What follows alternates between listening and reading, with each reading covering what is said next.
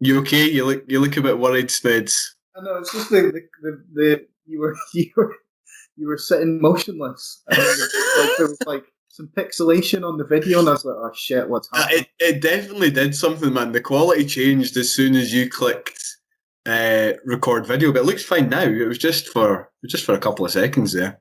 Yeah. Cool. Okay. So you're recording, I'm recording, and the video's recording. Yes. Hopefully all goes well. Right, hopefully between the 3 or 4 platforms we'll have some. There's got to be a more efficient way of doing this, like. But, there definitely will be, man. There definitely will be. But should have all bases covered this time. We just need individual cameras like next to ourselves to catch the video in case it's fucked. Set your phone up recording the video.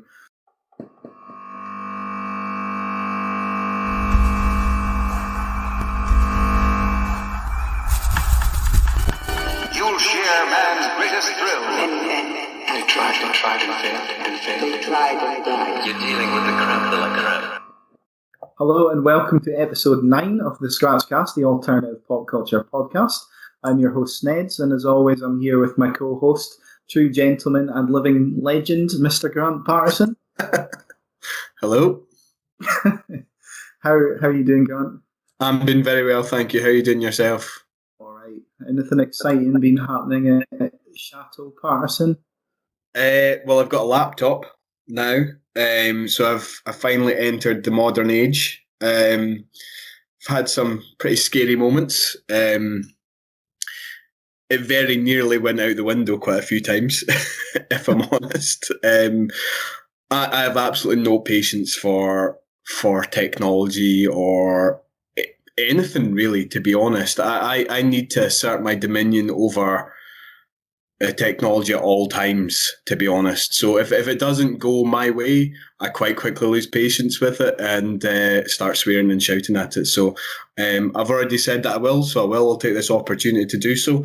I'd like to give a wee shout out to our mutual friend Beats for his tech support. Because otherwise this wouldn't have been possible and I would have been back to using the phone again. For fuck's sake. He reminded me of my old mate, John's big brother, Big Steve. He borrowed my laptop once over a weekend, and he was like, I was away home for the weekend, I left him with my laptop, like installing a game on it so he could play it. I was like, yeah, you can install that and play it while I'm away.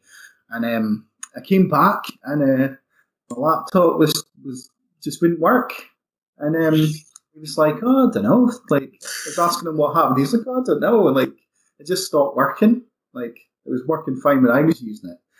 And then it was like months later, we were drunk together, and he finally admitted that he'd been installing the game, and it like took ages to install, and then it got right to the end, and it fucked up.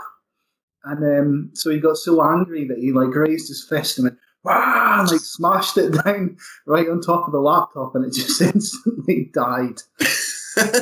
And he decided rather than coming clean, he would cover it up.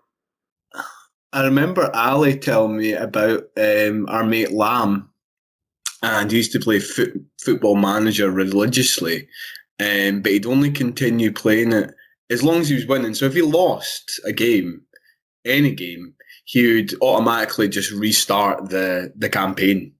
He couldn't have like a loss on his kind of program, on his campaign, on his record, as it were. So what he did one day is he kind of kept losing. You know, his team kept getting beat. So apparently he had like one of those, you know, desktop computers. He unplugged.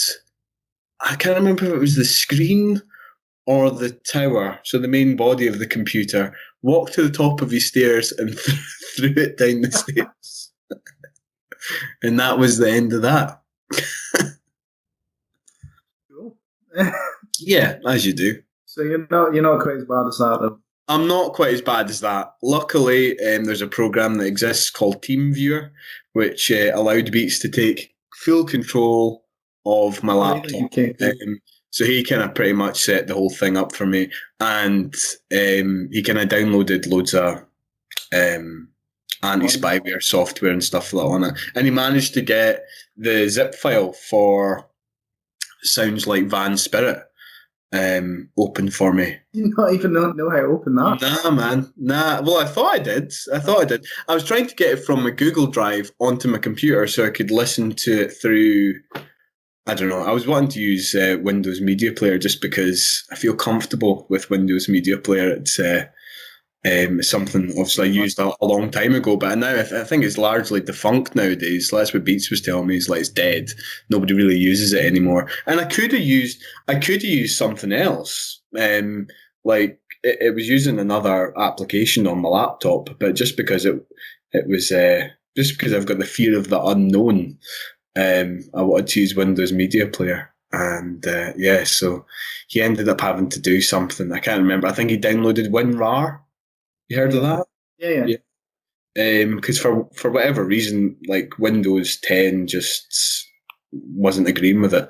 So he downloaded that and kind of got it working instantly. So, yeah, I was able to listen to the album as a whole rather than just downloading each song at one time. So, yeah. Beats the official tech support of the Scratch card. Yes. Certainly my end, yeah. Cool. Okay, let's get on with this then. Yeah, let's make a start, man. Yeah, we've got an exciting show for you today. I say exciting, but if album reviews don't excite you, then this will be a bit of a disappointment. You're like, I listened to the wrong podcast. Yeah, absolutely. So on this episode, we've got album reviews from Empty Country, The Scratch, Rotting Out, and a pretty interesting compilation project called Sounds Like Van Spirit. But first, it's time for our single swap. Anyone who listens regularly will know that on each episode we give one another a relatively recent single to listen to for discussion on the next podcast. So, on the last episode, I gave Grant the song Sand by Belgian shoegaze punks Brutus, and Grant gave me the song Martin by dreary indie rockers Carseat Headrest. I don't know, it's maybe an unfair description. Do you want me to start, man? Yeah, do you want to start with Sand? Yeah, absolutely. So as Snedds was saying there, he gave me Brutus Sand to review. This was released on the 27th of April 2020. It's approximately 3 minutes and 32 seconds long. And again, as Snedds was saying there, it's the latest offering from Belgian-based trio, which consists of lead vocalist and drummer. Bear with me, guys. I'm probably going to mispronounce all of these guys' names. But the lead vocalist and drummer's name is Stephanie Manuerts. Bassist Peter Mulders. This is where I'm going to fall down.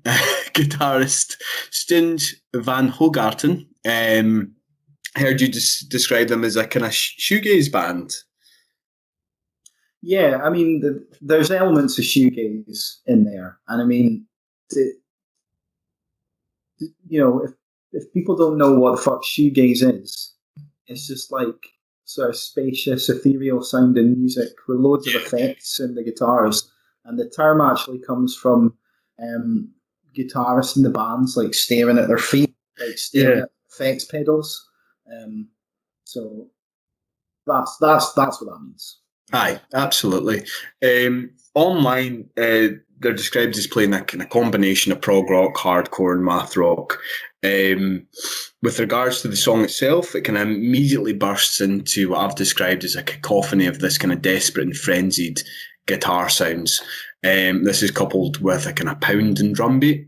Stephanie Manuer's vocals come in around the 14-second mark with equally matched ferocity and intensity. This is shortly followed up by a really infectious bridge, or breakdown as it were, in the song, where you get this kind of really catchy drum rhythm that I don't think would be all that out of place in the likes of kind of like a pop punk song. And you get this kind of sliding guitar along with that as well. And again, the kind of lead vocalist comes in with a much more somber and reframed vocal delivery this time, with her singing what sounds kind of like oohs and ahs. I'm not 100% sure. And it's almost somewhat of a kind of prelude to a major tonal change that you get later on in the song, which comes in around the kind of 119, 120 mark. This kind of harps back to what you were saying there, Snedds. It's around about this time where you get the guitar takes on what I've described as a more airy, ethereal sound. The drums take a bit of a backseat, and Stephanie Manuart's vocals really kind of pull focus during this time, allowing her to show the depth and range in her vocals and kind of voice. I've said this really builds into a really big part of the song for me. The highlight of which takes place around about the kind of 240, 241 mark, where the lead vocalist really kind of vamps it up an octave and belts out what sounds again like kind of oohs, maybe possibly like la la las. I'm not 100% sure. But for me, it's the guitar in these moments that really show. Van Gorton picks out what I suppose is the melody of the song that kind of runs throughout the course of the song itself, and almost what I've described as a kind of lead guitar type style. And I suppose you could almost call it a kind of mini guitar solo. But these two things really coalesce really well into a truly fantastic wee hook that you can't help but kind of fall in love with. And I just those were standout moments for me in the song that I really liked. As for the kind of lyrical content, I've really no idea what they're singing about, but I enjoyed it nevertheless. Admittedly, I didn't really enjoy the song to begin with, and I think that's only because I just had it on the background. I was kind of doing other things around about the house, and I wasn't really paying attention to it. But my initial feelings on the song was that it kind of, I don't know, it lacked a bit of a bite. There was something I couldn't quite put my finger on it. I know I've almost kind of contradicted myself by saying that, because I've kind of described the lead vocalist's lyrics or sort of vocal delivery as being quite ferocious and intense. But I think that's only because I wasn't really paying attention to it. If you really sit down and kind of take the time to appreciate it, it's a cracker of a song, and I really enjoyed it. Cool. As for a rating, I would say that I've rated it a strong 7, possible 8 out of 10. I wasn't familiar with any of the rest of their stuff, but I have since went back and listened to it, and I've really enjoyed it. I recognised their logo because I know that you've got their pin or a patch or something that you wear. Yeah, I've got a Brutus pin on my jacket. Yeah. So I think that's a fair your sort of 7 or 8 rating, because Sand is like it's like a previously unreleased track, which I think is from the Nest Sessions, which is right. Nest is their album that came out last year. Right. And okay. So this sort of ethereal crooning guitar and bass grunt sound, and those powerful vocals from Stephanie Manuart are like a signature of Brutus's sound. Right. So I really like this song as well, but I think the fact that it was left off of Nest probably speaks for itself, and that it's maybe not as strong as some of the songs on that album, but I do really enjoy it. I mean, the reason I wanted to talk about this song was kind of just to talk about Brutus, because right.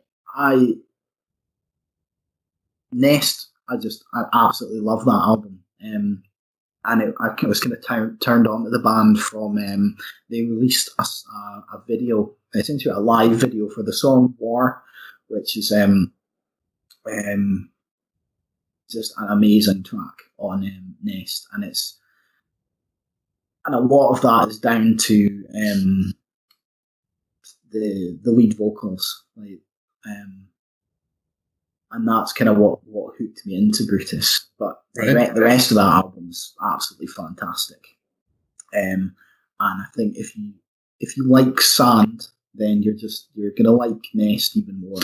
So I think if you do like Sand, it's worth going out and check that album. And there's particular highlights like War, Django, Cemetery, and Techno on that album that are all really great tracks. But I mean, the whole album is great, but yeah, Definitely a band worth checking out.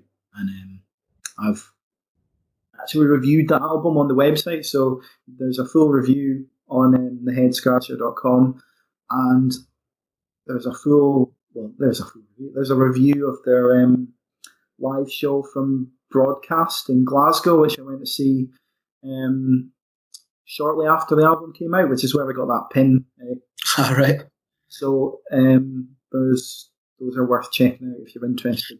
And just out of interest, what is that? Like, obviously that's a logo, isn't it? Is it a logo? I don't know what it is. It's just a weird. I don't know if it says Brutus or says Nest. It's pretty difficult to read. But yeah, it's just squiggly lines, man. Yeah, yeah, it's just squiggly lines. That's all it is. Because I remember looking at it, and I was like, what the fuck? Because I remember having, like, years ago, I used to have a kind of denim jacket that had a black and silver Smashing Pumpkins pin on it. And because I remember thinking, like, the first squiggle could be an S, and I'm like, is that maybe what it is? But no. Yeah, I think I tried to decipher it as well at one point, but I don't think there's any point in trying. But it's just a great band, and it is what it is. Yeah. So I mean, I think I'd agree with your rating, like a strong 7 for that, and with the caveat that you should definitely go and listen to the album after you've heard Sand. So yeah, so that was Sand by Brutus.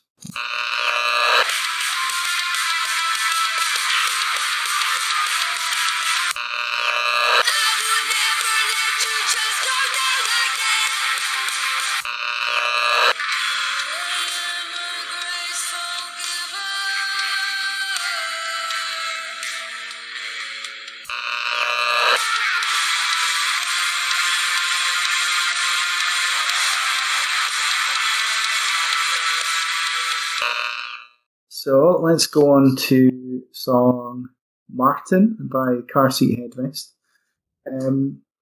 So before I heard this song, I had heard of Carseat Headrest. I'd kind of seen their the cover of their album Twin Fantasy. It's got like a dog or a couple of dogs or like weird stickmen dogs sort of on the cover, or cats or something like that. And I remember seeing that, and when the year that came out, I was listening to loads of music because I was like compiling a sort of best of my favourite albums of the year list to put on the website, and I'd been trawling through some of the top 20 lists of other websites and stuff to find some music, and Carseat Headrest's Twin Fantasy was one that kept coming up time and time again. The sort of more indie orientated websites, at least, and I think at the time I kind of skimmed through it, which isn't really. It's a shit way to listen to albums. It doesn't really give you an idea what they're all about, really. But no, I sort of skimmed through it and sort of thought this isn't really for me. And I was like, I'll just listen to some other stuff that kind of grabs me a bit more immediately. So after sort of you giving me this song, I was approaching it with trepidation because I was expecting not to like it. And on first listen, I quite like the sort of chirpy opening acoustic guitar, and there's like that drum machine beat. But as soon as the vocals came in, I was just like, nope.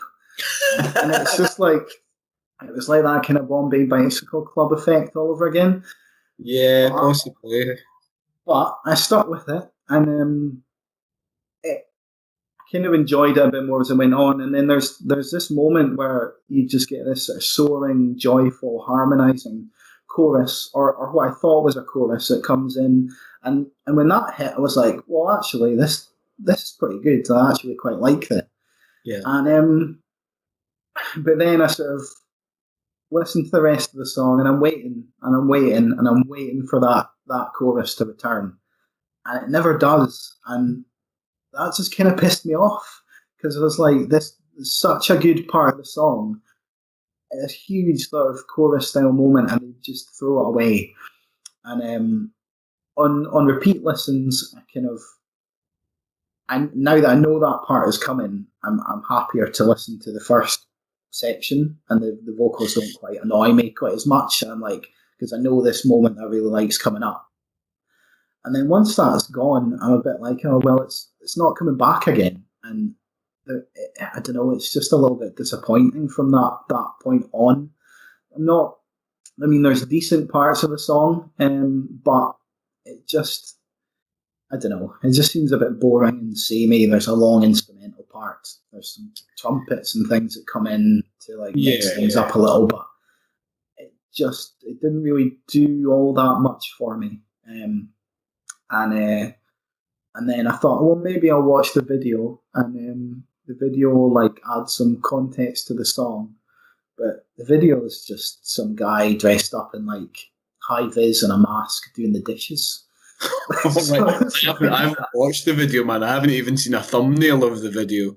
It's just a guy he's got like almost like a gas mask on, and then he's wearing a high vis, and then he puts on his like marigold gloves, and he's doing like some dishes, and then it's a lyric video, so the lyrics are like, he's got like these glasses on, and the lyrics kind of scroll across his glasses. Right, okay. So that's quite interesting, but I don't know, it feels like a sort of lockdown DIY video. Right, okay. But it's not very good. But so overall, I don't hate the song. I think it's okay. Yeah. I think that's probably a 6 out of 10, which is kind of just like, it's okay. Like, fans of this kind of thing will like it, I think. Admittedly, when I first gave you this song to review, I think I said our mutual mate McInnes had recommended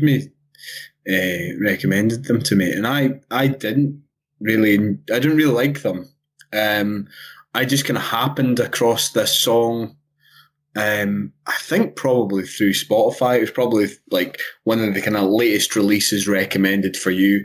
And I have to admit, there is something that I do quite enjoy about the vocalist, or the vocals, the vocal delivery.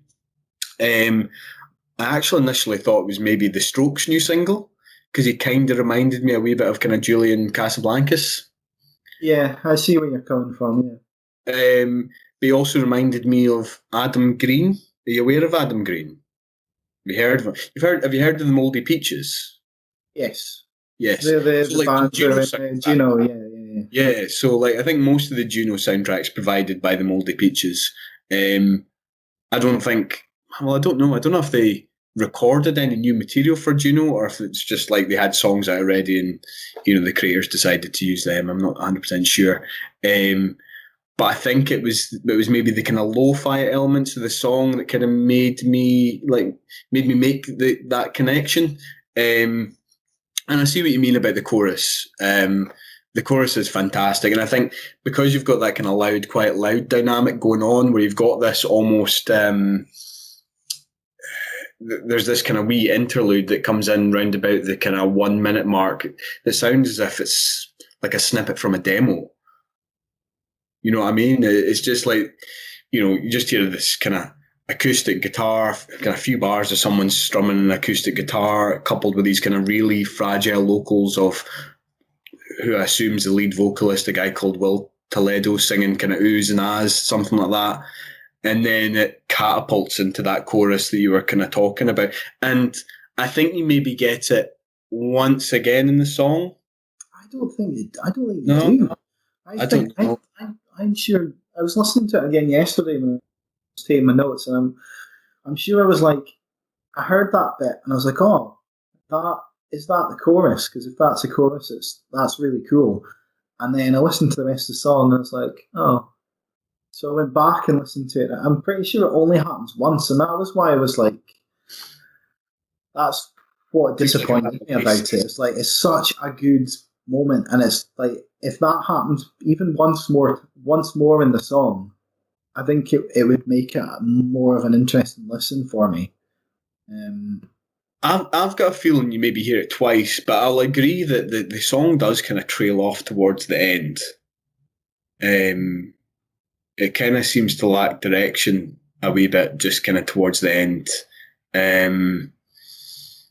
As you said, did you mention there being kind of like, I think there's kind of like saxophone kind of thrown in somewhere towards the end? Some sort of kind of horn instrument anyway. Yeah. And a wee bit of kind of digitalized vocals, but it does kind of trail off. I did like this song. That's why I kind of recommended it to you. I give it a rating as 8 out of 10. I did really enjoy it.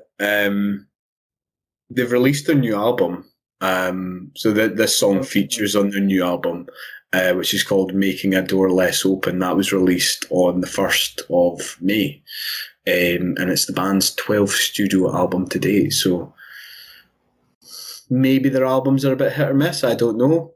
I don't know. I mean, the single Martin had like a companion song, or what was? I suppose it was a previous single. I mean, you listen Can't to Cool Me Down. Sorry? Can't Cool Me Down. Yeah, and I didn't like that at all. That's on the newest albums. Yeah, both songs featured on the newest album. So I wonder if that album would be a bit like hit or miss, like I found kind of Bombay Bicycle Club to be. For me at least. Maybe for different reasons. I don't know. Fair enough. So I don't know. I don't know if it's worth covering. Yeah, well, we could have a look at it and see what we both think. Anyway, it's Martin by Carseat Headrest. Grant quite likes it, and I think it's alright. I don't think it's shit. You think it's alright? I think it's alright. Yeah, that's as far as that's fair to say.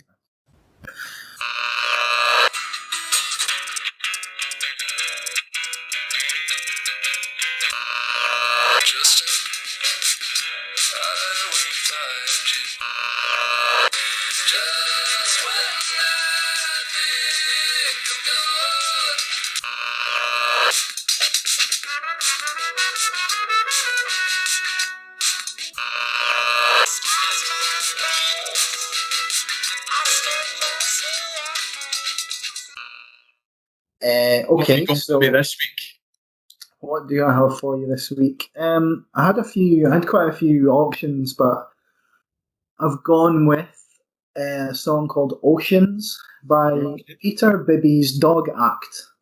Now, I've never heard of Peter Bibby or his Dog Act. Bibby. Bibby. Bibby. I can't imagine there's very many Peter Bibbies out there, is there? No. It's not like Jim Smith. No, so... And certainly not very many Peter Bibbies with a Dog Act associated with it. No, well, there you go. So yeah, I hadn't heard of Peter Bibby before, but it turns out he's a sort of cult Australian alt-rocker. All right. So I think he's sort of underground Australian act, but... never heard of him, but I think this is worth a listen. It's like, it's just a sort of weird alt rock song.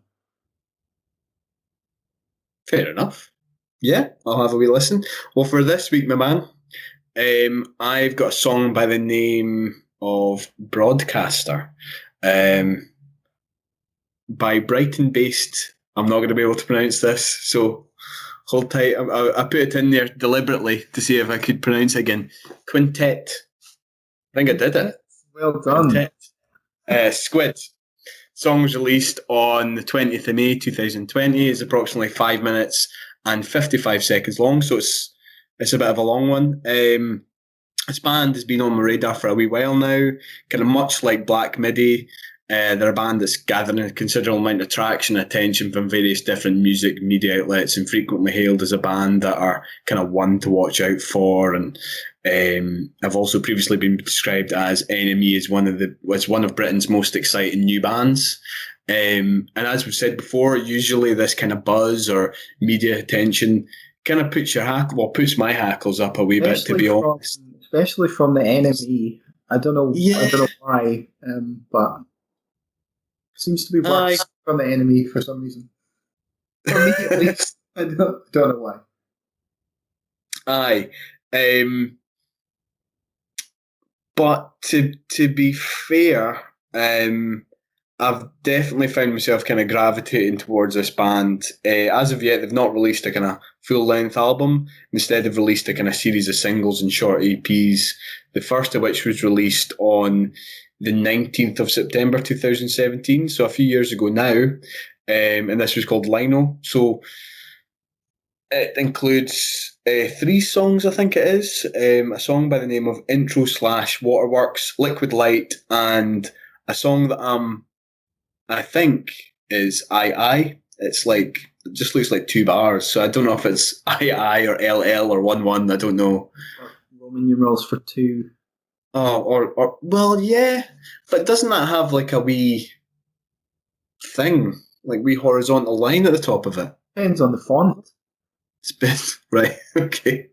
So it could be any number of those things. However, it was kind of after listening to their single Houseplants, which was released on the 27th of February 2019, that I thought would be kind of worthwhile keeping an eye on. I read an article where they described their sound as Coronation Street theme tune played on flutes by angry children. So, yeah, get stuck into that. It's what I've been waiting for, Grant. Yeah, man. Well, your dreams come true. You can die a happy man. I can. Okay, so what was that? Broadcaster by Squid. That was Broadcaster by Squid. Cool. And I give you Oceans by Peter. I just find it funny to say. Peter Bibby's Dog Act. All right. Yeah, so it's Peter Bibby. Peter Bibby's Dog Act. Yeah. Right. Okay. I've got to know that now. So it's his dog act. His dog to him. Okay. Peter Bibby. Belongs to Peter Bibby. Yeah. Anyway, it's enough. Say Peter Bibby one more time. Be done with it. Right. Okay. Right. We should move on to the album reviews, I suppose. Yeah, absolutely. I need to get this out of my system. Bibby. Compose myself. Do you want me to just kind of jump straight into it? Yeah, so we start with Empty Country, yeah? Yeah, absolutely, man. So this was released on the 20th of March 2020. The album consists of 10 songs and approximately 46 minutes long. As far as I'm aware, it's the band's debut studio album, follows the release of their first EP, Ultrasound, which came out almost a year ago on the 7th of August 2019, which coincidentally was not long after we recorded the very first Scratchcast podcast. Sitting in your very own kitchen, Snedds. In fact, I think I remember kind of playing the EP, or at least kind of recommending it to you. Oh, really? Not long after we finished recording, yeah. Because there's 2 songs on the album. There's 2 songs on the EP. There's Ultrasound, which is on this album, and Jets, which unfortunately doesn't feature on the album.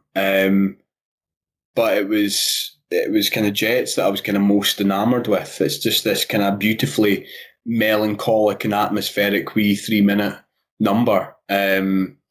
And since then, I've kind of kept my ear pretty close to the ground for any kind of new material of theirs. I couldn't really find all that much information online about the band. They do have a website, which is just empty country, all one word, .bandcamp.com. It says that they're based in Philadelphia and Pennsylvania, and describe themselves and or him or herself as a very serious artist. Upon further digging, however, I kind of stumbled upon an article on tinyengines.net. Again, all one word. Tiny Engines are an independent record label from the Carolinas. I couldn't tell you where the Carolinas are. I imagine it's got something to do with North and South Carolina. In the US, they describe themselves as an evolution of ideas and gathering of like-minded people who dig inspiring music, a tight-knit community of friends and strong independent DIY ethics. Interestingly, Empty Country were initially signed up to the Tiny Engines record label, but there seems to have been a bit of a disagreement between the two parties, following another artist by the name of Adult Mom, spelled M-O-M, falling out with the record label over payment schedules and what have you. So the article's still there. You can read it for yourself. It kind of goes into a bit of the kind of background of the artist and how he kind of pulled this album together. It's on tinyengines.net/band/empty country. But it turns out it's just one guy. Yeah, well, what I found an article about the band, and it's a project formed out of the ashes of a New Jersey band called Cymbals Eat Guitars. Yeah. And they broke up in 2017. It's not a band I'm familiar with, so I can't really comment on their sound or their appeal particularly. I didn't really go back and listen to anything to check them out. An interesting wee side note to Cymbals Eat Guitars. Apparently they got this name after Lou Reed was asked to describe what Velvet Underground sounded like. So they must have got it from some old interview of his. Nice. Which is pretty cool. But yeah, according to this article, like I said, the one on Tiny Engines, the guy's name's Joseph De Agostino. And it's his first full-length solo album following his departure from the old band. He apparently wrote, arranged and produced the whole thing himself. Took him 2 years. The interesting thing about this album is that he specifically included a lot of his kind of close family and friends. Yep. And got them to sing certain lyrics and perform kind of various different instruments for him. And I suppose that kind of explains why I thought it was maybe a kind of fuller band, as it were, rather than just a kind of solo artist. Aye, it's certainly more. It's performed as a full band, as opposed to just a singer songwriter. And he's got the drummer is the ex Cymbals Eat Guitars drummer. Is it right? I never realised that. She's got her twin brother in to play bass, and then it's D'Agostino, his wife, who is in a band herself called Field Mouse. Never heard of them. But she's in a band in her own right. So his wife and her sister do the sort of backing vocals. Cool. I really enjoyed this album. I thought it was great. I'm just gonna smooze all over it. I'm just gonna go for it, man. I've described it as being kind of equal parts melancholic and uplifting. I kind of believe that there's kind of genuine, beautiful kind of synergy at work here, and it kind of complements each other really well. The first track in particular, Marianne, I think that's how you pronounce it. I think it was the first one of the two singles that have been released from the album. I've described it as kind of opening with this almost hypnagogic and ethereal musical arrangement that I don't think's all that too dissimilar from the type of thing that you might have heard the likes of Sigur Rós do. Yeah, I agree with that. In fact, I've kind of likened it to the opening moments of, again, I'm going to mispronounce this, man, Sven de Engler, the Sigur Rós song. Stefan Gengler. Yeah. Something like that. And I think it's just something to do with the kind of muted and distant oohs and ahs that you hear, coupled with that kind of electronic fuzz and reverb that you get round about the kind of 35-second mark before it kind of cuts in with this kind of really clean and clear, almost kind of jangly guitar sounds. D'Agostino's vocals come in not long after that, and I've described them as having a real kind of fragility to them. That I think works really well, and I think the female backing vocals, which is probably from one of the guys that you've kind of just mentioned there previously, Snedds, really elevates it and kind of brings it up to another level, especially during the chorus, as it were, which I found really quite affecting, if I'm honest. I found it quite moving somehow. I've got no idea what they're singing about, absolutely no idea, but it sounds almost like I think it's a story about somebody dying in a mine shaft, possibly, or knowing somebody that dies in a mine shaft. Not sure. I didn't really dive all that deeply into the lyrics, but I imagine you could get quite heavily into them. But regardless of whether you know what they're singing about or not, there's clear like emotion throughout all of these songs. And sticking with Marion for a moment, it's a song. Reminds me a lot of a band that I haven't listened to in a long time now, a band called Delays. And their debut album, Faded Seaside Glamour, was one of my favourite albums when I was in my sort of late teens. And that album especially has got a similar kind of style of kind of quiet and tender songs, like full of emotion and just kind of quite beautiful songs. So these really melodic verses and choruses. So I like this song a lot, partly because it reminds me of that album and that band particularly. Yeah. I think you're absolutely right, though, and I've kind of pointed that out as well, that there is, there's elements like that peppered throughout the course of the album. There's a lot of kind of tone, expression, and kind of emotional moments. The only thing that I will say is I did think that there was a bit of a lull or a kind of dip in quality round about kind of track number 5 with Chance. I didn't really enjoy that too much, to be honest. And I think that's maybe just because it was different. Like, I think it's just because it's different. It doesn't... I felt, for me, it kind of felt a wee bit out of place, but I don't know. You know what I mean?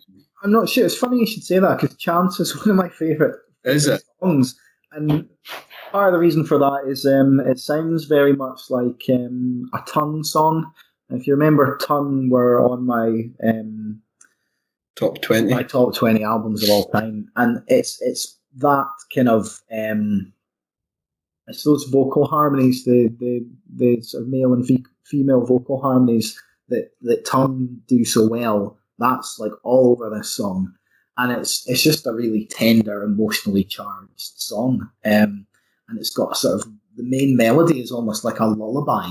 It's like I'll get that one. Yeah, it's like one of those mobiles you get, above a baby's crib, and it's got that little tune on it. It's almost like that, and but there's also a kind of haunting. There's a haunting tune that reminds me a lot of the song Head Over Heels by Tears for Fears, which is the only reason I know that song is because it's one of the main themes from the film Donnie Darko. And it's like this really heartbreaking melody that features throughout the film. And there's just a little hint of that in this song. And I think it's the combination of that and the fact that it sounds like a Tongue song that I think it's a great track. Kind of clinched it for you. Yeah. I mean, I've kind of described it as being a bit of a kind of dreamy number. Kind of agreeing with what you were just saying there as well, man. It just wasn't for me. But there's a lot of other songs on this album that kind of more and make up for that. Ultrasound really stands out. Like I said, that was on the EP of the same name. Becca, Swim was really good as well. I've described it as being quite an ambitious album. I think it succeeds in kind of fusing elements of what I've described as kind of traditional folk and kind of country music, but at the same time there's a wee bit of indie rock thrown in there, even some kind of proggy stuff. And as you already said, he was already an accomplished artist before he, set out to make this recording, but the fact that he kind of wrote it, arranged it, and pretty much produced the whole thing himself, albeit with help, I think is a kind of massive achievement. And yeah, it's a great body of work.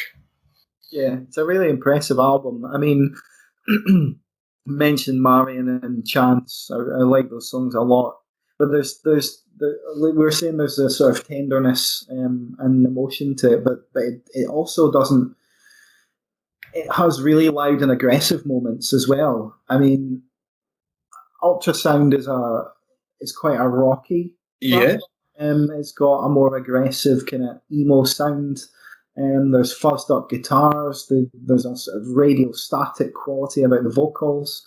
There's a little bit of a brand new or Taking Back Sunday vibe to that on their sort of later albums, kind of beyond their sort of their sort of punk rock days. But I think a lot of what I like about this album is there's so many sounds from bands that I'm into. I mean, there's obviously the sort of Sigur Rós-esque intro on Marion. Yeah. I talked about delays on that track as well. On Diamond, the second track, that reminds me of a Fleet Foxes song. Like I said, there's sounds of Brand New, Taking Back Sunday on Ultrasound. Untitled, I think, has got the sort of juxtaposition of the angerness and the anger and the sort of sorrow, and that reminds me somewhat of the Microwave album we covered. All right, yeah. There's vibes of that on there. I've talked about Tongue on Chance, and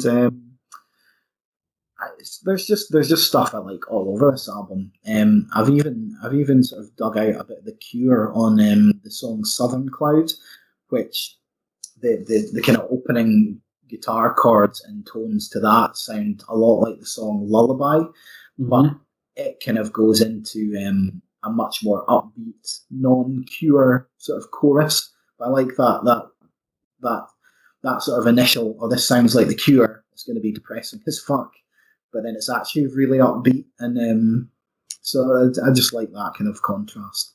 But yeah, I think the album Closer Swim, I mean, I've got mixed feelings about that song because I think I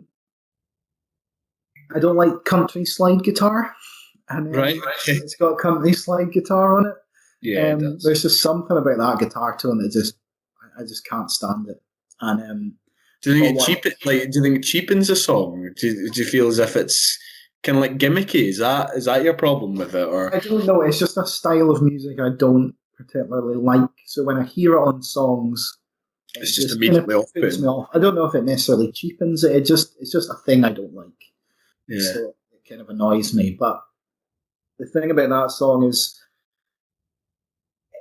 it's also a really fitting end to the album because it's such a sort of emotionally charged album that it hits the sort of 3.5 minute mark and then it just explodes into this huge, like, cacophonous ball of energy, and it builds to sort of a breaking point, and then that sort of crumbles away to sort of calm again for the last like minute or 30 seconds or whatever it is, and that just seems to kind of perfectly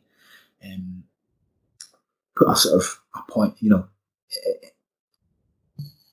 That sort of sequence describes the album as a whole and how the sort of energy shifts on all of these songs.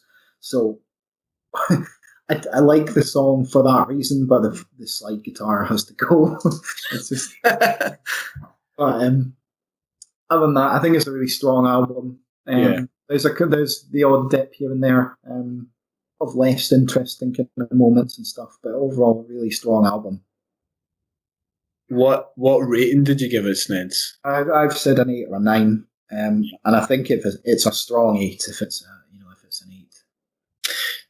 That's exactly how I've said.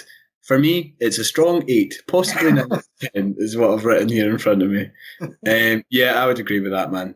I'm tempted to give it a 9, actually, to be honest.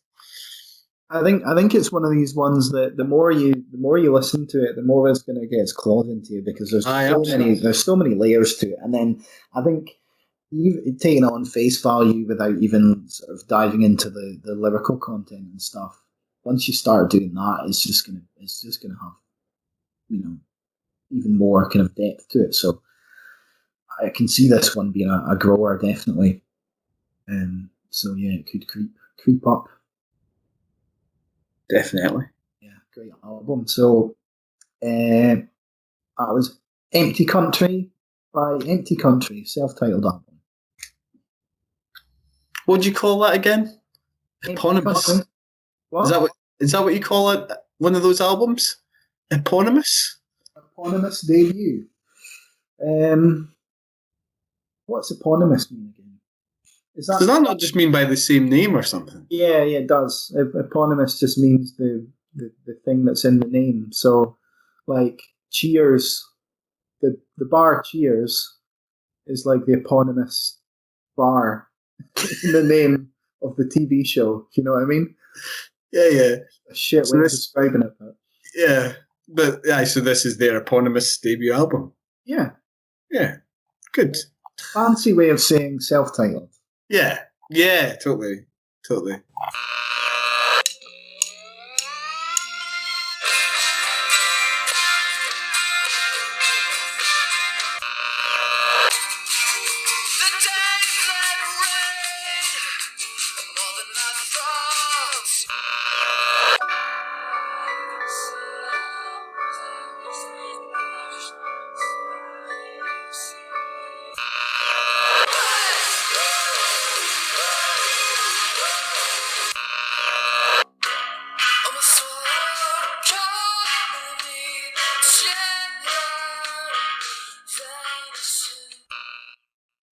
What we're going to go do next, man? The scratch?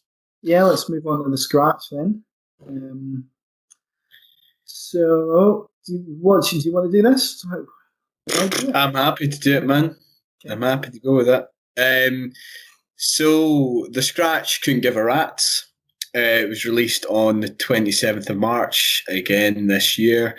Consists of 11 songs and is approximately 48 minutes and 1 second long. It's the band's debut album. Their first EP, The Whole Buzz, was released on the 28th of March 2019. Whether that's deliberate or not, I don't know. The band consists of 4 members: Daniel Lang, Connor Docherty, Jordan O'Leary, and Peter Keogh. And according to their Facebook page, the band itself initially started off as a fun experiment in an area called Perrystown in Dublin, in Ireland. They'd already gained quite a bit of traction in their hometown, decided to go on a busking trip to the Rory Gallagher Festival in Ballyshannon. They ended up landing their very first viral video, which was consequently gleaned millions of views, was shared all over the world. From there, the band has went from strength to strength, and to quote the Gadgie at the end of the fifth song on the album, session song, they are fucking go. Like, I really enjoyed this album, man. It's just great. Like, what I've got down here in front of me is, you're onto a good thing when you happen upon an album that opens with the lyrics, "Take a bow, you're a top class cunt." Yeah. I like the next part as well. It says, "Take a bow, you're a top class cunt. You add to the kitty of crack." See, that's what I thought it was. I wasn't too sure though. I wasn't too sure because I couldn't find the lyrics anywhere. I probably wasn't looking far. I wasn't looking hard enough. But yeah, it's fantastic, and there's lyrics like that all over this album. What I've got written down here is just as a few examples. "Go tell the priest he's a tosspot," yeah, which is one of my favourite. And "If there was a shortage of wankers, you'd make 2." I quite enjoyed that as well. And there's wee bits of that peppered throughout the song. What I've written down here is part of their appeal is that a part of the band's appeal is they managed to mix kind of funny and enjoyable lyrics with a really interesting and unique sound. I've kind of found it difficult to make comparisons with the other bands that I've listened to in the past. On their Facebook page, which is where I've kind of got most of my kind of notes from, they say that their band was born out of their mutual love of acoustic guitar, metal, and traditional Irish folk music, which is certainly here on this album. However, I would say that it's less obvious in some of the other bands that you might have heard of before, and other bands that might are described as kind of Celtic rock, such as like the Pogues, Flogging Molly, Dropkick Murphys, or the Real Mackenzies. Like they're nothing like any of those bands. In fact, when I was listening to the opening track, "Pull Your Jocks Up," it kind of reminds me of a song called "Jig a Jig," which you probably never will have heard of. It's by a band called East of Eden. Similarly, probably never heard of them either. To be honest, I wouldn't have heard of them either if it wasn't for my Uncle John. He gave me this kind of CD compilation entitled Rock Festival. And they were on it. They were a kind of prog rock band from the 1970s. And again, it's almost very much like an example of history repeating itself, because when I went back to listen to Jig a Jig, it's fuck all like Pull Your Jocks Up. So it's kind of like... remember when I was liking Creeper's Annabelle to Squid's The Beautiful Ones? Yeah, they're nothing like each other. But I think it's more the kind of tone and the feel that I found to be quite similar. Like, Jig a Jig starts with, it's just like a Cayley reel. Like, it's like something we would have done our fucking Scottish country dancing to around about Christmas time growing up. But then... from there, they just start kind of vamping over it with like kind of electric guitars and electric violin, and it's quite good. Like, I really enjoy that song, and I do go back and listen to it every now and again. So it was there. Like, they don't sound the same, but I think there's a definite similar feel to the two bands. Also, at times thought they felt a wee bit like the Saw Doctors. Are you familiar with them? No, not really. So they're a band from Ireland as well. I think they're originally from County Galway. Their biggest song, well, the song that I first heard was "I Used to Love Her." You'd probably recognise it if you heard it, man. It's really good. It's really good. But what was your thoughts on the? I really like it as well, man. And yeah, it's sort of. I guess it's sort of trad music, but it's a mixture of trad and like acoustic. It's like acoustic rock music. Yes. What band are like?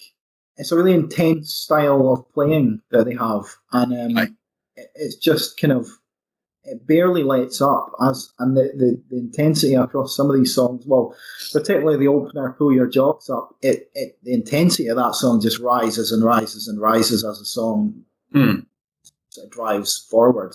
And after that song ends, the next few tracks just keep that intensity going.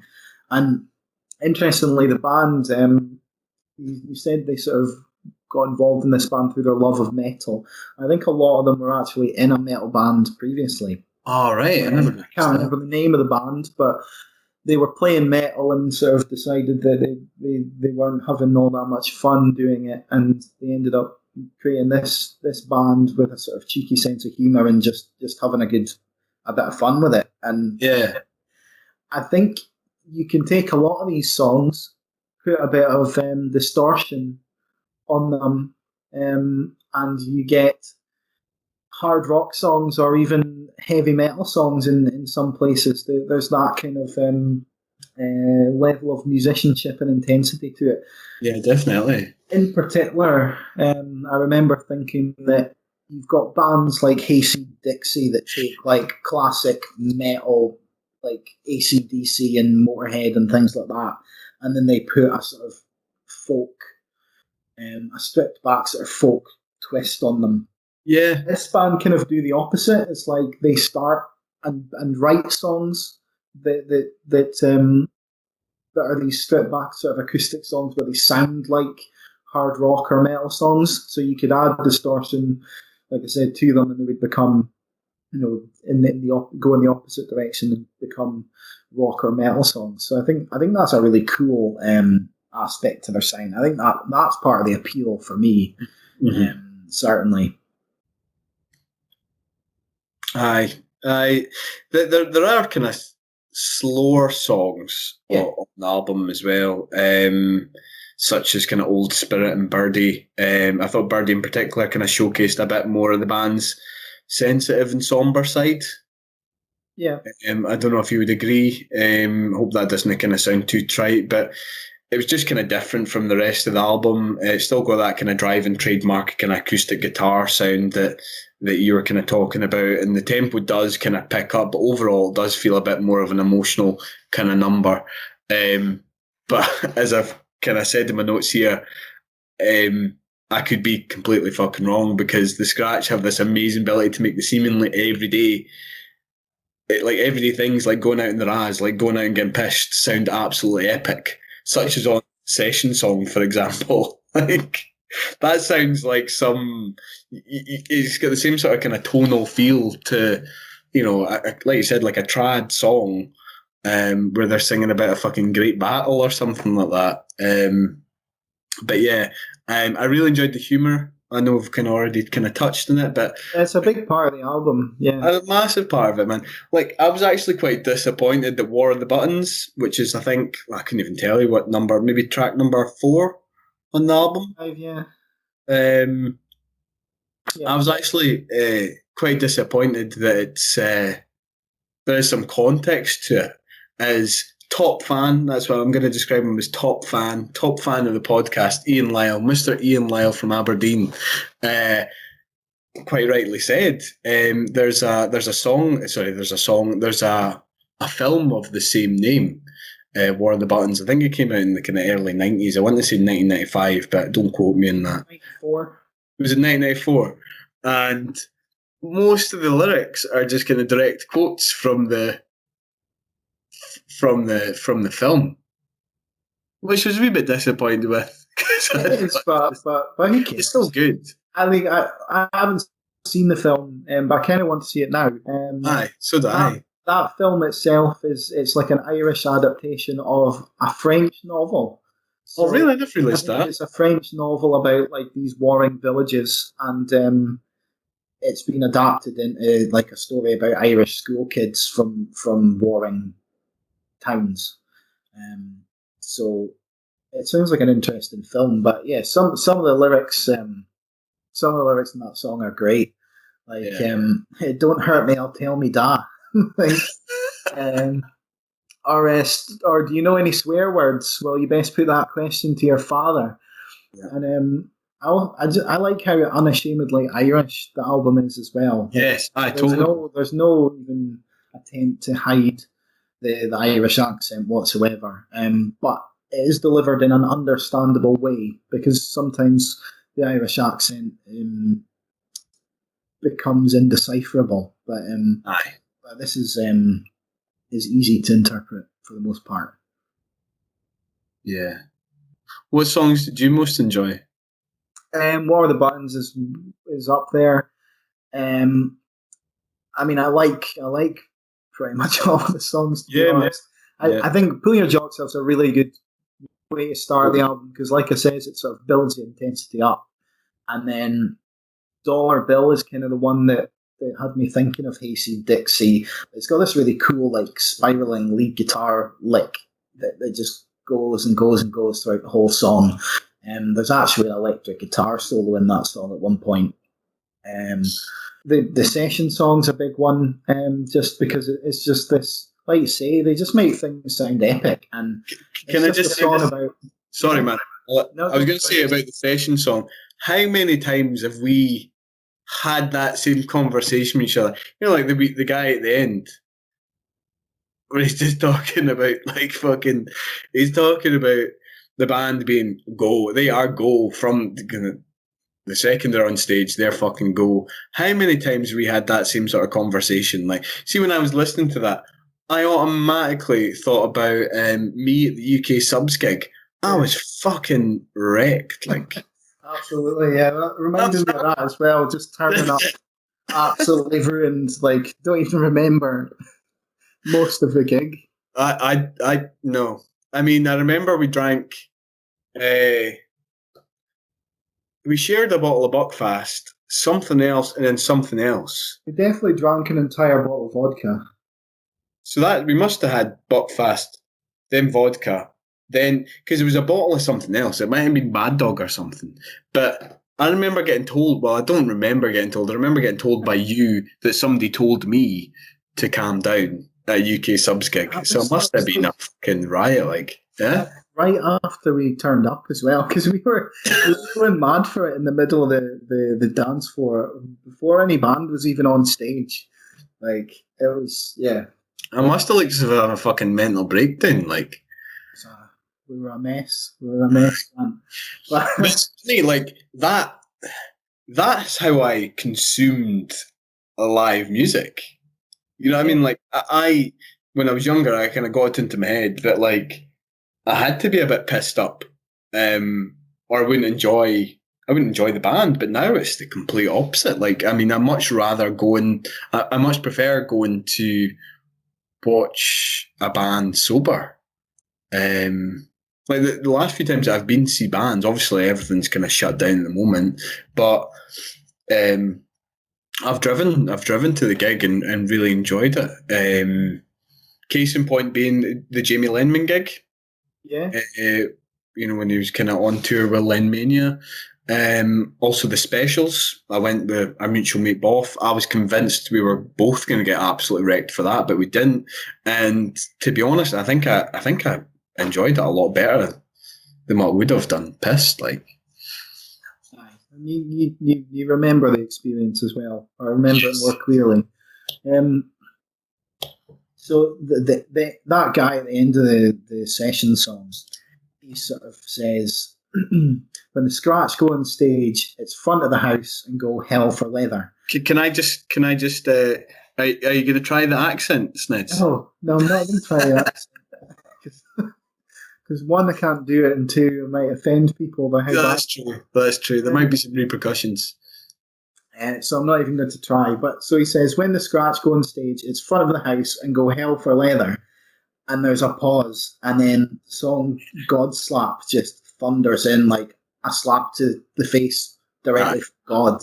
Like, it's perfect. Like, I think it's a sort of stupid little skit at the end of a song, but it's perfectly placed just as that next song kind of drives in. And it's like, again, I keep talking about how they sound quite metal, but some of these songs are really heavy. Yeah, Godslap, definitely. And like, the guy who plays the Cajun just hits like an absolute motherfucker. Like, there's points where the Cajun, the thud of that is like the loudest thing going, and it just drives these songs. And I think it deserves a mention because it's just absolutely brilliant. So there's other moments on Godslap that are worth mentioning, like it's kind of a cheeky back and forth between this guy who's described as a condescending prick and this person he's talking down to in it, and he's like, professional musician, is it? Following your little passion, is it? Grabbing life by the scruff, is it? And the boy's like, simmer down there, you condescending little gee bag. And I originally thought he said flea bag, but I later looked it up, and gee bag is what he says, and that's actually Irish slang for a person characterised as having been the recipient of a large amount of sperm. I think it's a pretty harsh thing to say. Coincidentally, that's where the lyric "if there was a shortage of wankers, you'd make two" comes from. Yeah, definitely. Yeah, a great album. I mean, there's a song Shanachie, which is pretty simple. It's like the word is basically means about the telling of old tales of lore. It's a storyteller, isn't it?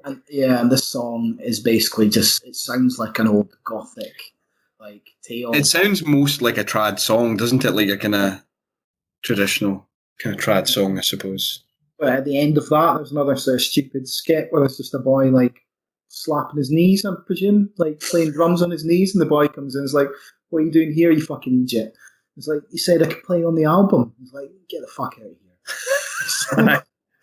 just stupid things like that make it pretty fun to listen to. But I don't know. Really good album. Definitely worth listening to. I think both if you're fans of sort of traditional music and rock and metal as well. Definitely, man. I mean, I give it a rating of 9 out of 10. I felt as if that's what it deserved. Yeah, definitely. I think maybe if I were to criticise it, it would just be that sometimes the intensity means it's not an album you can necessarily sit down and listen to. It's sort of it kind of wants you to be doing something while you're listening to it, which isn't really a criticism. It's just like you could be dancing. Yeah, that's what the guy says at the end of the session song, man. But it just feels like it's harder to sit in your armchair and listen to, if you know what I mean. I suppose it's not that type of band, is it? But yeah, they're the sort of band you're supposed to go and see live and go mental to, I suppose, aren't they? Aye. Right. Yeah, so definitely a 9 out of 10 for me as well. Definitely, man. So that was Couldn't Give a Rat's by The Scratch. Take a bell, you're a top class cunt, you are to the kitty of crack. Don't hurt me, I'll tell the priest. That Richard's all you want. When the Scratch come on stage, it's front of the pack and go hell for leather.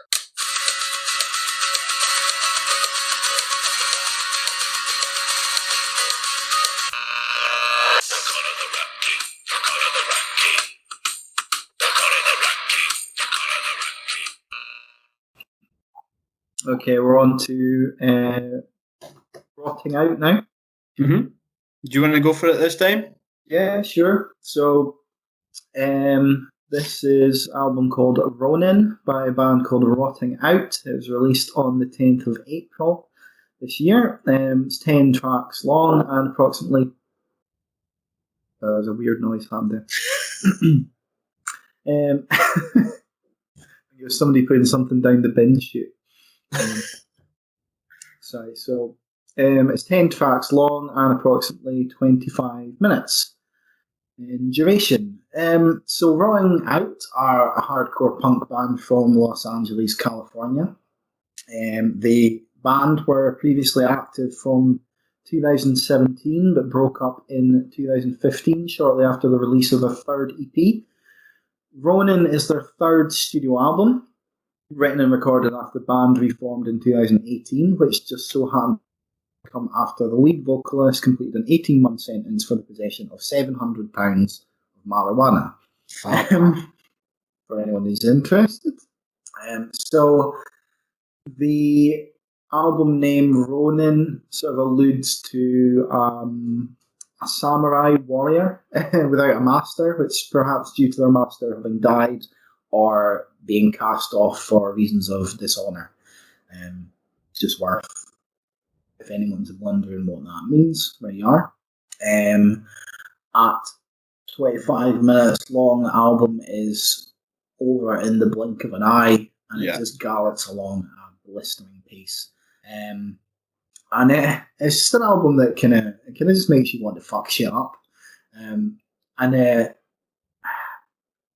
Being in my sort of mid-30s or approaching my mid-30s, just kind of I kind of just wish I was like 10 years younger again, and just to kind of go mental to this. Like, I really like this album quite a lot. I suppose similar to Couldn't Give a Rat's, this is another album that you can just sit in your armchair and listen to, is it really? I mean, I found myself listening. I was listening to listening to the album when I was writing my notes, and I found myself kind of shuffling about in my chair. Like, it does make you want to move, man. It does make you want to fuck shit up. It's that type of music. I'll admit though, after listening to the first few bars of the opening track Vessel, I wasn't too sure if I was going to stick with it, man.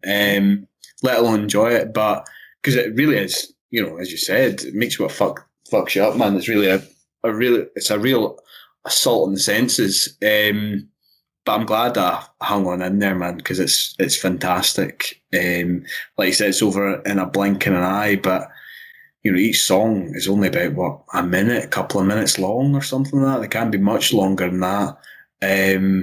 but it's really good. Really enjoyed it. Like I said, you described them as a kind of hardcore punk band, but there's clear influences from the likes of bands like Metallica, I would have said. There's a bit of thrash in there for sure. Definitely, as well as kind of a classic rock connection as well. The guitar riff, particularly on the second track, Last Man Standing, I just found really catchy. It just, as you said, it just makes you want to move. And I feel as if it's quite an interesting juxtaposition to the lyrical content to the song. Like, it makes you want to dance, but when you look at the lyrical content, it's really quite bleak. And I don't know if that's in keeping with the rest of the guy's material or not. But, the opening lines talk about demons dying in parking lots, obviously a metaphor. Intravenous drug use, it kind of talks about an old man with a needle in his hand. I think it talks about a guy called Richard with a hole in his head, something like that. And them finding a girl in their backyard or somebody's backyard. And then the lyrics go on to say, in this city, this is life. The bodies pile up and no one bats an eye. In this is life. I tried to numb it out, feel nothing to survive. But this is kind of immediately followed up by this anthemic call and answer sort of chorus with the rest of the band shouting, stay alive, and the lead vocalist answering almost in reply, you can't kill me. So it is quite uplifting. He's not going to be overcome. He's going to kind of win, and there's bits like that peppered throughout the album, and they're just massive hooks. Yeah, you can't help but join in. You know what I mean? And sing along with it. Those call and answer sections are everywhere, and so you just can't. You just want to join in every time they happen, and raise your fist and fucking just get absolutely. I've kind of described the album as an onslaught of riffs. There's a sort of satisfying chug to the guitars throughout, and the vocals are the lead singer's vocals are they're quite gruesome in a way. Like the guy Walter Delgado sort of shreds his voice to the point like at times he almost sounds like he's gurgling through his own bleeding vocal cords. Like he's really going for it. Originally, I actually thought this band were Australian because there are moments where I think he sounds like a bit like AC/DC's Bon Scott, but if he were in a hardcore band, like, so like the vocals are relatively extreme, but I do quite like them. I enjoy like the kind of the way that they put inflections on certain words. Yeah, the delivery. I don't know if that's deliberate or if that's just, like derived from their accent or whatever. I really don't know, but there's times, and there's more of that type of stuff than what I'm going to go on to describe. But it's almost as if some of it's kind of delivered in that kind of slacker styley almost. And again, that's probably just the way they speak. That's probably just derived from their kind of accent and way of saying things. But particularly in the sixth track, Unforgiven. Like I really enjoyed the kind of delivery and sound of some of the lyrics, and like I said, I thought it was kind of delivered in almost this kind of slacker way, but I really dug that, and there was a lot of elements in there that really reminded me of Turnstile. There's elements of Turnstile, particularly in the sort of the riffs that are on the album. Like there's lots of things that reminded me of Turnstile. That on the song Unforgiven, like. I love the backing vocals on that, where they're sort of like unforgiven. Like that is so good. Like, and I think you're right. It is like the delivery of how they deliver all these different.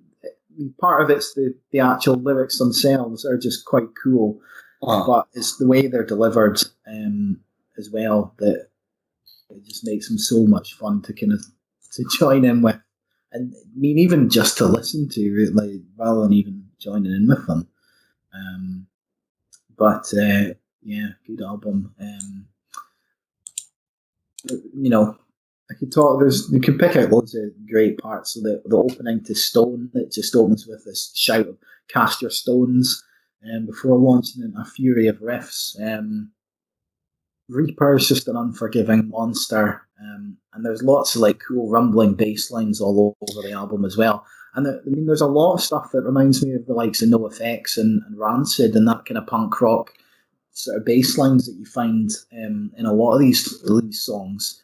The bass line, I've described the bass line, that was a standout kind of element of the album for me as well. I've kind of described it as being dead trebly, kind of punchy. Yeah. And it kind of hits you, what you say, it kind of just rumbles on. I've kind of described it like, it kind of hits you like a bit of a Gatling gun. Like, it's just fantastic, particularly on Stones and Still Her, I think it is. I think I've written Still Here, but it's Still Her, I think.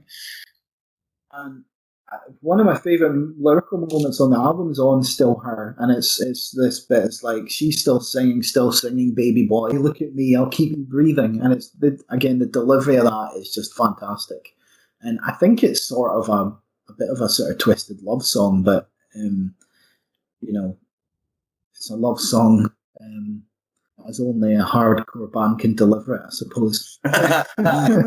Aye, no, but I really enjoyed it. I'm glad that I stuck with it.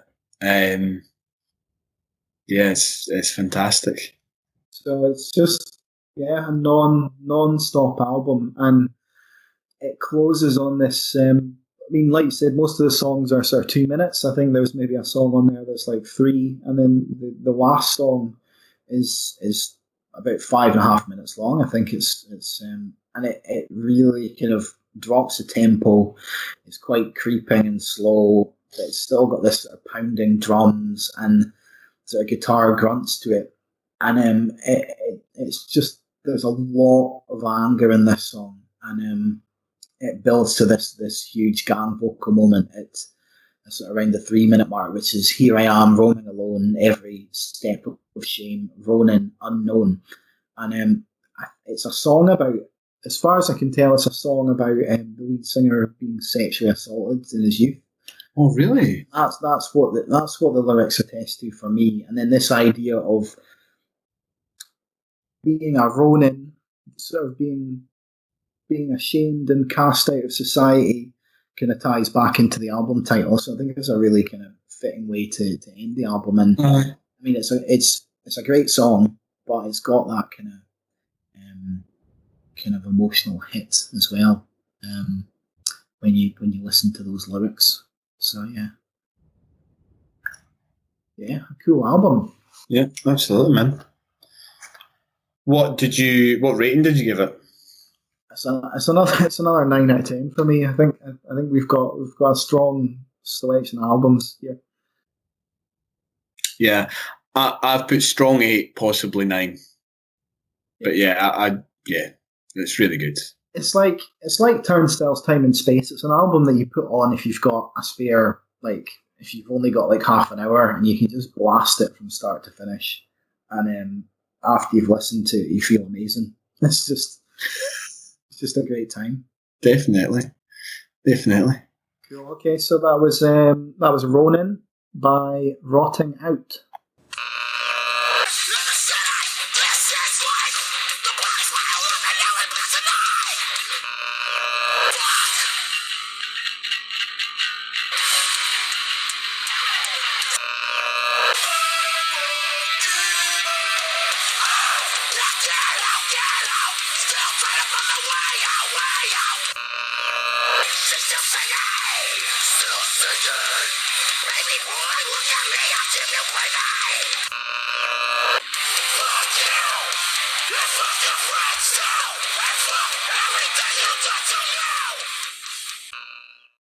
Okay, last album then.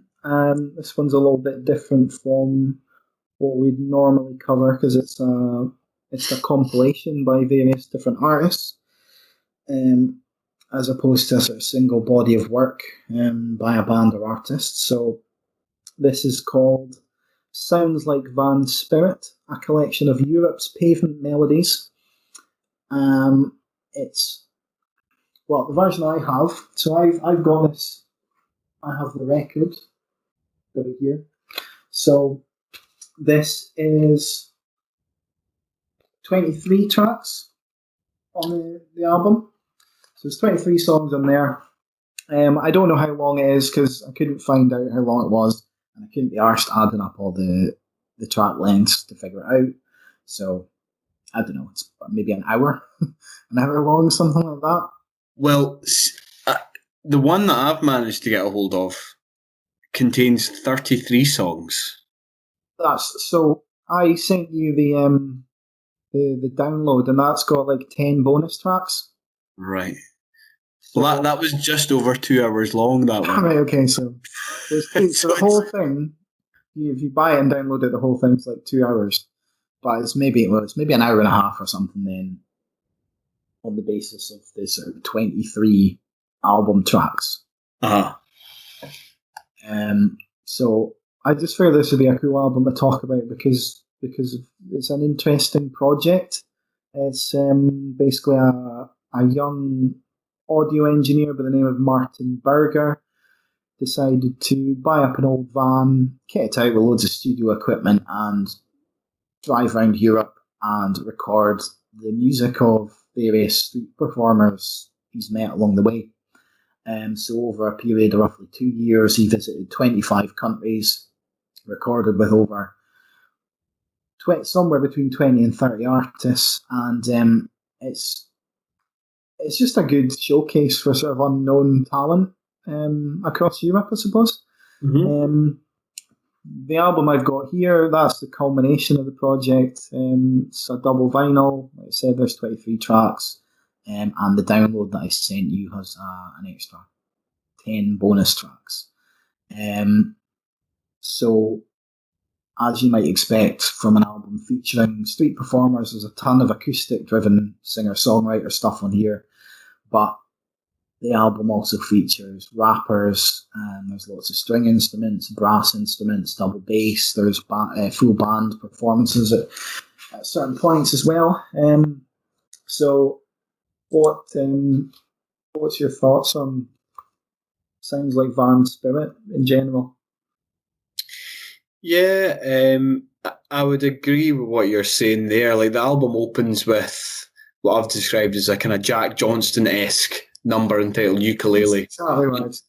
And unfortunately, I think anybody who explains, I think anybody who kind of plays ukulele will always be likened to kind of Jack Johnston. I think he's kind of set the precedent, unless you're like Tiny Tim or fucking, I don't know. I can't think of anybody else who plays ukulele. And this is kind of courtesy of an artist by the name of Frederick Conradson. And I would say this is something that kind of sets the tone for the first few songs. They're incredibly easy to listen to and kind of highly enjoyable. But as you said, there is a lot more on this album. It's not exclusively kind of acoustic or kind of bluesy numbers. There's a track number 6 on the download that you sent me is by an artist called Infidelex, all one word and all uppercase. There's a song called Mega Man, and this is a bit of a kind of trip hop rap number. Is that fair to say? I'm not very good at kind of putting music into the various different categories of genres, but I think that's what it is. Track number 10 by an artist called Le Jutre, and it's called Corinne, which I really, really enjoyed. It was one of the kind of standout tracks for me of the album. I found that Corinne is Spanish for they run, or alternatively is an Irish given name, but I don't think they're Irish. I think they are Spanish. They sing in Spanish. They're actually. Oh no! Here we go. They're actually Slovenian. Are they Slovenian? So they're from. It says here it was recorded in Ljubljana. Is that how you pronounce Ljubljana? It is some way off the mark, Glenn. That probably doesn't mean that at all. Eh? That probably Corinne probably doesn't mean that. The meaning of it in Spanish, yeah, maybe not. But yeah, I think they're singing in Slovenian. That would make sense, but perhaps I don't know. But yeah, that's good. It's a good track. There's a few artists on the download anyway that kind of feature more than once. I think sorry. on the album, all the artists only feature once. So I think there's extra. The bonus tracks are the ones that kind of double up on the artist, if you know what I mean. Yeah. One of these bands being the Dirty Teapots, which are great, man. Like, so good. Hot Teapots. Yeah, Dirty Stomp by the Dirty Teapots. That's the one, yeah. It's a fantastic wee number. As you said, you know, it's not exclusively just kind of acoustic and kind of bluesy numbers. I've kind of described this track as opening with an almost kind of mariachi sounding trombone or trumpet. Unfortunately, kind of horns and brass aren't really my forte, so I don't know which one it is. But it reminded me quite a lot of something kind of Tom Waits might have recorded or released in his album Real Gone. They feature, certainly in the recording that you sent me over, they kind of feature again towards the end of the kind of 33 songs with a song called Some of These Days. And it's just great. I mean, it feels like something straight from the 1940s. Has a real kind of skiddle feel to it. It feels like a kind of almost modern adaptation of a Lonnie Donegan song. It's not. It won't be on the album, but it's on the kind of bonus material. I definitely preferred Dirty Stomp, the album track. Oh, really? I think it sounds, the vocals especially sound quite a lot like Paolo Nutini. There's definitely that kind of Paolo Nutini sort of soulful jazz and swing sort of influence there. And the track, the other track, it feels a bit. It's kind of like, it's a bit like a Disney song to me, like sounds like the Bare Necessities or something like that. Which the vocals are still great, but that it feels a bit like that for me. So I definitely prefer Dirty Stomp album track, but they sound like a pretty good band. Yeah, I really enjoyed it. Another one that really stuck out for me as well, and that should be on the album, is track number 15, Loca Melody. Yes. Paka. Yeah, that's the one. These guys are from Spain, or at least it was recorded in Madrid. Yeah, I really enjoyed that. I suppose because I keep coming back to it. There is a lot of acoustic-y stuff on this album. So I think that's what makes songs like Dirty Stomp and Loca Melody stand out all that much more. Yeah. This kind of song opens with kind of a horn section as well, acoustic guitar, really stripped down kind of drum set, and a kind of smattering of what I've described as kind of tinkling glockenspiel or kind of xylophone, and some really commanding vocals. Like, it really kind of makes you sit up and listen to them. And again, yeah, I've kind of said that they're singing in Spanish, so hopefully, given that it was recorded in Madrid, they are singing Spanish. Yeah, and I'm not being a massive racist. The melody on this song is it not Painted Black by the Rolling Stones? Is that not the main sort of melody that runs through it? Possibly. I didn't think that at the time, but played possibly. on like a horn or something. I can't remember, but I'm pretty sure that's the melody that kind of runs through the intro. I'll have to go back and listen to that. Yeah, it's definitely one of the standout tracks as well. And I really like the sort of quite gravelly female lead vocal, and then you get the sort of shouted gang vocals that come in when the rest of the band join in. Yeah, really good track, definitely. How did you feel about Made for Living by Makala Hostel? I quite enjoyed that one. Do you know what track that is? I've got a feeling it's maybe number 17. Yeah, it is. The way that song starts, it just sounds like any other acoustic song. So you're kind of like, oh, it's another one of these acoustic songs. There are quite a lot of them.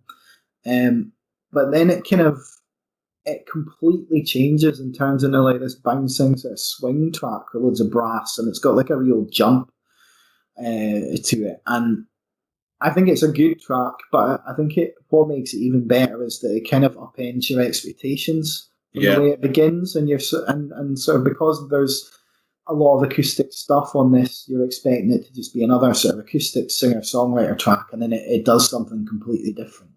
And the way this album, as I have it, is sort of divided into 4 sides, the two discs and 4 sides. So it ends side C on so the first side of the second disc, and it's just a good way to end that side. Yeah, man. Sort of listening to it on a record, that's a good way to just end on that side. So I wouldn't. It's not necessarily. It's definitely a standout track. It's not necessarily one of my favourites of the standouts, if that makes sense. But I think it's a good track and definitely an interesting track. I think the reason why I've kind of pointed out or highlighted is because you're right. It does kind of upend your expectations because I've described it as it sounds like a cross between Frank Turner and the Cherry Popping Daddies, and it's complete with this kind of speakeasy-esque kind of section where the kind of swing kind of feel, which I really enjoyed, and it was it's nice. You don't often hear it, so it's quite good.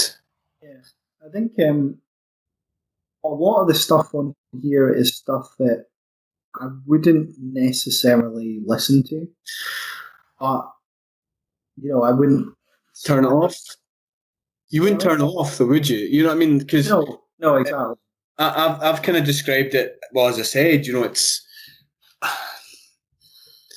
a lot of it's neither here nor there, but it's nice, it's enjoyable, it's easy to listen to.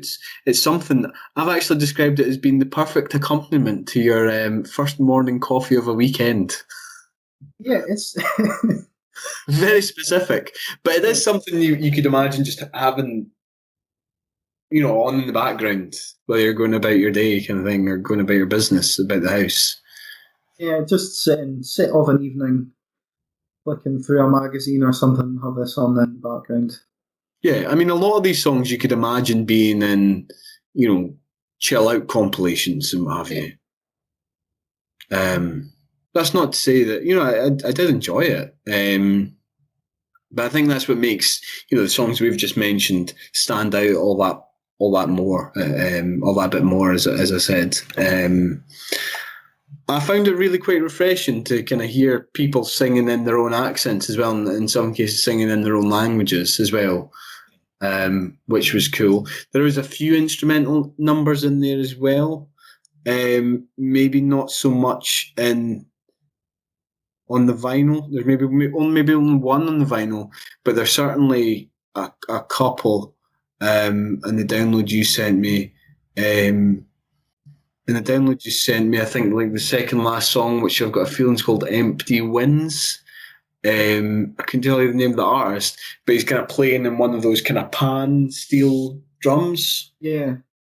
And I really, really liked that. Yeah, it's I wonder if that was kind of excluded because it didn't. It's quite short. Maybe didn't fit with the vibe of the album. Maybe. Possibly. Someone is obviously taking a decision to leave it off, but I think it's quite a cool instrumental. The other instrumental that stands out for me and is on the album is track 21, and that is Jacek Petrovic's Northern Light. That's recorded in Krakow. It's a Polish artist, and it's like classical flamenco style guitar. Yeah, man. And I'm not. I mean, it says here there's 2 people performing it. I initially thought he was using like pedals or something. Sorry, pedals or something, or even just body slaps to the guitar to keep the beats. But I think maybe there's somebody on a Cajun or some sort of acoustic drum or something there. But I find that track to be phenomenal. There was a point in that track. I mean, I enjoyed it. Don't get me wrong, but there was a moment there where I thought he was going to start playing the Game of Thrones. there is a bit. Yeah, I know the bit you mean. Because it is da-da-da-da, and you're like, what? But it doesn't happen. Yeah, it goes in a totally different direction. Which is just good. I'm glad it didn't suddenly become a cover of the Game of Thrones theme tune. Aye. But yeah, I think that's a great track. And the song just before it is just a cover of a song called Fisherman's Blues by the Waterboys, but it's a really good cover. Are they Scottish? They're not Irish. The Waterboys? I've no idea. Probably Irish. I think they're Irish. I mean, this version's recorded in Galway, but that doesn't necessarily mean they're recording they're covering an Irish artist. I remember like listening to that, and I was like, I'm sure I've heard that before. Like, I've heard that song. So I was thinking, do I know Hot Whiskey? But then kind of further into the song, I was like, no, that is just a straight up cover of another song, isn't it? It's good though. It's a good cover. It's a good cover. So I mean, yeah, I think it's a good. There's a good variety of stuff on here. I think I suppose it's a testament to the sort of recording ability and equipment that this guy has put in his van is that it all sounds amazing. Yeah. The quality of the production is incredible. Like you wouldn't listen to this and think some boy's recorded this in his van. No, you absolutely would not. I think it just sounds like it's been done in a studio to really high quality, and it's really quite impressive. So I think it's a really what he's done. He's had a really good idea, and he's gone out. He's had a lot of fun creating this, and he's executed it really well. And you can tell by the fact that he's got these 23 tracks, and then he's got a bunch of kind of leftovers that he has put some thought into to which songs should go on and where they should be positioned. There are some kind of strong songs at the ends of certain sides of the record as well. So. Yeah, I think it's a pretty good album. I think it's difficult to give it a rating, though. We'll see. I hadn't because it was a compilations album. Yeah. But I don't think that matters. I don't think we necessarily need to rate it. I think no. I think it's an album that it's worth checking out. You can, I just bought the record on a whim because I thought it was a really interesting kind of idea, and half of the profits I think as well are being donated to charity as well. So it's kind of for a good cause. But yeah, just a really interesting concept. Is there plans to do any more Snedds? Do you know? I don't.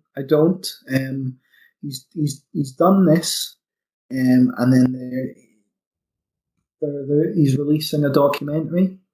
I saw that. Yeah, so there'll be that. But as far as I don't know if there's any kind of other things. But I mean, I think he's he's an audio engineer, so he'll go on to do other production jobs, other things, maybe have other projects like this. So I quickly kind of zipped through the website and kind of read about the documentary, and I think I read about a book. Does the book come with the vinyl? No, you can. No. They're all. You can order a bundle. I think I've just bought the vinyl on its own, so you can get a bundle with the book and some stickers and whatnot. And presumably, once the DVD comes out, you can buy the whole package as well, which would be quite cool. I think. Yeah, that would be really cool. I think it'd be because I think that the purpose of the book is to go into detail about some of the songs and the artists in particular, which would be quite interesting. Yeah, definitely one to keep an eye on. I think the documentary would be quite cool as well, actually. So yeah, definitely. So yeah, I think if you want to hear a variety of different sort of relatively sort of chill out music, I suppose, from around Europe, and then it's definitely worth checking out. Even if you just want something you can just put on of an evening and enjoy. Yeah. So, and with an interesting story behind it as well. Sounds good. Read the future right on this beat. Infidelics rep for these streets. Trust what I say, we got the same goals. We're both getting old, never trying to eat. Llegaran que laten para descubrir y toda yo que me amagan.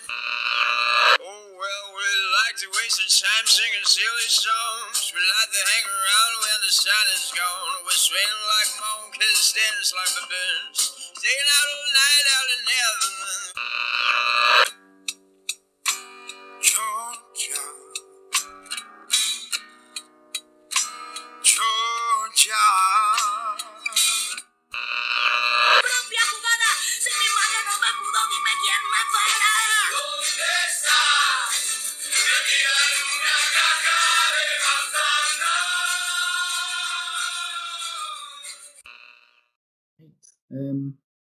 All right, well, that's that. That's that. I didn't really write a specific episode outro, but it's just all the same kind of usual pish that I talk on about. Like, you know, that's the end of another episode of the Scratchcast. Interestingly, the next episode will be episode 10. That'll be 10 episodes. It's a bit of a milestone. Seems like it's taken an age to get there, but it is a little bit of a milestone. So does that mean we've been going for 10 months? Is that right? It's more than that, because there's a couple of months where we've missed an episode. Like we didn't do was it a March episode we didn't do? I've got a feeling we did do a March episode. Aye, but we missed one out fairly recently. I think it was whichever. We've missed a couple of months. We missed, I think, January, which we made up for by doing the double episode, the top 20. So it's not. It's probably more like 12 or 13 months. But anyway, so yeah, please do take the time to actually listen to some of the music we're talking about, because that's kind of the point of the podcast, is to get some of these bands out there that you may not have heard of before. And then, get in touch with us and let us know your opinions on these bands. And hopefully there's some albums and bands you'll fall in love with. We do also want to hear your thoughts on the podcast itself. If there's anything you want to see us do, or think we could do better, or want to congratulate us on for being so good at. Highly unlikely, but positive, negative feedback is always welcome. Absolutely. If you've got something you want to feature on the podcast and think we might be interested, then of course get in touch as well. Don't forget to subscribe to the podcast, the Scratchcast, on Spotify, Apple, Google Podcasts, and all those other places people get their podcasts. Please leave a review there as well, because that helps get people listening to our humble show. Remember that this podcast is the official podcast of the Head Scratcher, the Alternative Pop Culture Guide. So we have a website. You can go and visit that. There's pop culture reviews, recommendations. All the episodes of the podcast are there. We do a monthly alternative playlist with shitloads of good music in it. The last one we did was 7 hours long. It's intense. There's a new one coming in the next couple of weeks. You can also visit us on Facebook, where we post various articles from other websites and whatnot, all our own stuff, all the episodes, all the playlists. You can check out our Instagram on @TheHeadScratcher, on Twitter @ScratcherHead, and we're also on YouTube, where you'll find various odd things. I did an interview for the Head Scratcher, a totally serious interview, so go and have a look at that if you're interested. There's also all the individual album reviews from the podcast, so if you can't be arsed listening to the entire episode, head over there and pick an album review to listen to. I think that's about it. Don't know. Maybe I've anything I've forgotten. I don't think so, man. I think you've covered it all. Very concise. It's just rambling pish, I suppose. That's what I feel like anyway. So yeah, just thanks for listening, and please, if you enjoy the podcast, let your friends know, and let your enemies know. Just let everyone know. Yeah. Share far and wide. Exactly. It's not finished. It's finished.